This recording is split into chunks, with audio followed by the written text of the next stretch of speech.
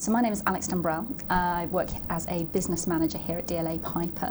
So I would say in the context of applying for a job in a law firm, commercial awareness is knowing what the firm does, the type of clients that they service, what industries their clients are working in, but also an understanding of the market that the law firm is in, so their major competitors and their major challenges and trends and so on. But when it comes to commercial awareness, for me, it's very much a case of you do have to prepare. You need an understanding of what's happening in the financial markets, so that would be the financial pages of the broadsheet papers, the Financial Times. I also think The Economist is a really good way of just reading interesting articles about what's happening just globally.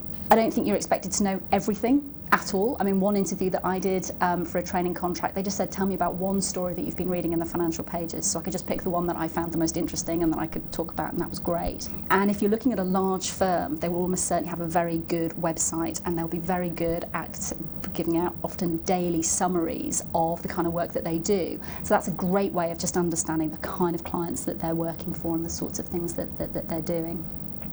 In terms of understanding the wider legal profession, there are some really great publications out there, online, free. So I would recommend looking at thelawyer.com, Legal Business, Legal Week.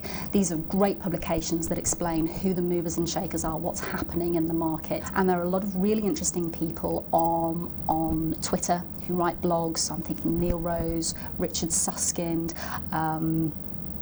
Joshua Rosenberg, Jordan Furlong, people like that if you follow them on Twitter, they've got some really interesting observations about the changes that are happening.